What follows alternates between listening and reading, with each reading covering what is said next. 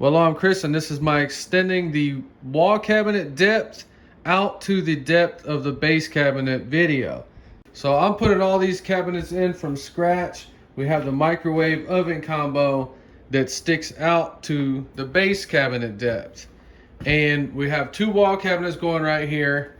I have a wall cabinet for this and the wall cabinet that goes over the refrigerator, over the microwave. So if we were going to put those two cabinets against the wall where they normally go with a 12-inch depth, this area right here might look weird and out of place. So I feel like I need to bring those out and be able to use those two just like any other cabinet. All we're doing, just giving you an idea how to build these brackets. So you're going to spend a couple of hours getting your dimensions just right.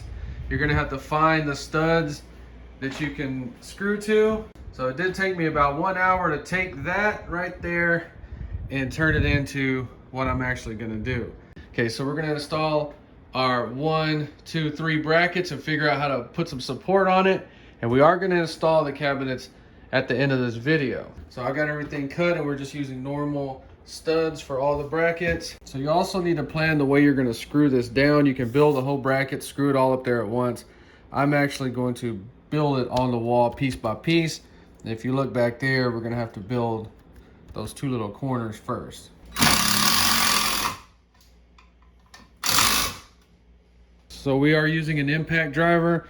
That's the ideal way, but if you have to hammer these in, pre-drill them out first or you will lose your mind trying to hammer them straight. So we're gonna get the first piece installed.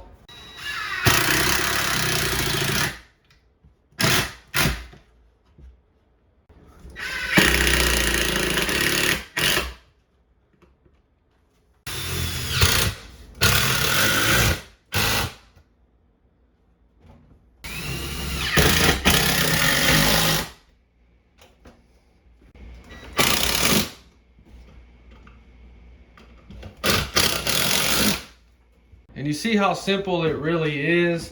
Now we need to make 100% sure it's secured thoroughly. I still got to put a bunch of screws on. So when they're secured, then you're going to take these boards and just stick them on the top to complete the brackets. And I'm also going to have to figure out some kind of diagonal brace in here to give it extra support. Let me go ahead and figure all this out and we'll look at it in a little bit. So this is a 30 wide, 30 tall, 12 depth wall cabinet that we're about to stick right there over that microwave. I went ahead and spent about 20 minutes screwing those to the wall studs 100%. That top bracket is the most critical one. And if there's any kind of shakiness or movement in your brackets, brace them up. That bracket was wiggling a little bit. Everything is ready to go. So these videos I make are just giving you ideas. Use your brain. That's a heavy cabinet. We don't need to only support it to the wall. Okay, we can build up under it, and which we will when we make the little cabinet in a future video.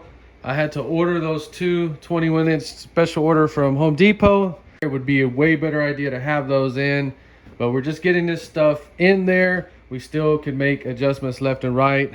So this is a pretty good sized cabinet. Take the doors off when you install them. Okay, so that gap right there is 41 and 5/8. We have two 21-inch cabinets. So that's 42, so we're gonna have to cut them down. Then over there at the end, the cabinet is 30 wide, but we have 33 inches. So in some cases you have to shave down the edges. In some cases you have to make shims or spacers. Here's a perfect example of a spacer that was broke off. You have to have a table saw when you mess with these cabinets. So you pre-drill and countersink this way. That's why you don't use drywall screws, because they like to break off. Of course, I did this about 10 years ago. It worked out fine to hold everything together, but the heads broke off of both of these screws. So perfect 3/4 inch spacer cut on a table saw. And if you're painting your cabinets, you can actually glue that, prime it, and it will blend in perfect. So another thing to note, if it's too big in there, you have that little bit of area that you can take a saw and cut off. From the old kitchen on this side, see, it's normal on both sides right there, but for some reason it was too tight. I had to cut it down right there. You can see you don't notice it, and it's cut there, not on a brand new cabinet, and it kind of flows together pretty good. So we know on the top and the bottom we have 3.5 inches, so we're gonna go ahead, mark and pre-drill our holes. Don't do crackhead work and just randomly put screws in there anywhere. You have to measure everything and make it perfect. So all we're gonna do is come in here 5 inches, and I always do 1 inch for some reason. Pre-drill. Okay, so since we're gonna be making adjustments, we're just gonna get it in there with 2 drywall screws just to hold it. Oh, it's actually just sticking in there perfect. All right, so it came out perfect. Weird. Okay, now we can prep the little cabinet.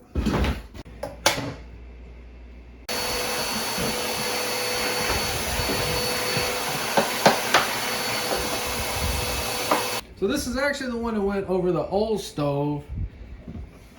I got them switched, but you know what? I don't care. I'm just gonna go ahead and install it. Used cabinet, we already have holes drilled in it. Try to use what you have.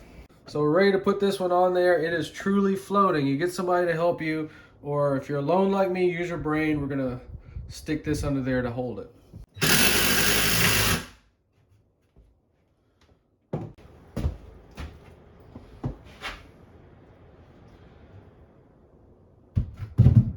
Dude, we got big gaps on this one. Oh, what the frick.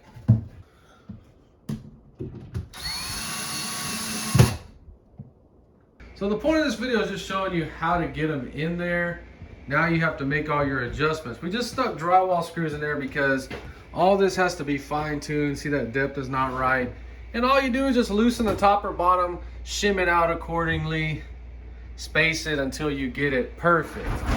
So that's why I was showing you the little filler piece earlier, because you notice we have a gap right there.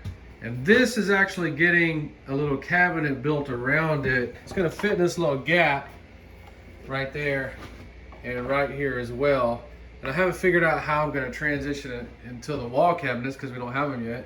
So then on the other side where the refrigerator goes, we got a gap, and we're gonna cut probably a 3/4 inch piece, and it's gonna come all the way down to break up the refrigerator and the oven.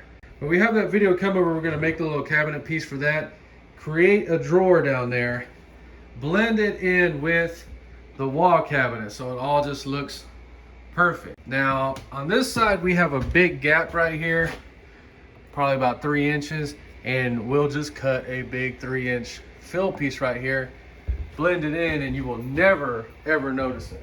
So I just wanted to make a video giving you an idea about those brackets. It is a little bit of work to make them, but once you do, you see the purpose they're serving. So stay tuned for the video where we build a little cabinet for that wall oven. We're gonna have a drawer, a functioning real drawer with slides on it that opens up just like this under that oven. And then we're going to create this panel right here with the 2 cabinets and join it all in together where it looks like it came like that from the factory. Well, they still need to be adjusted a little bit, but at least they're in there. If you enjoyed this video, please like and subscribe, and thanks for watching.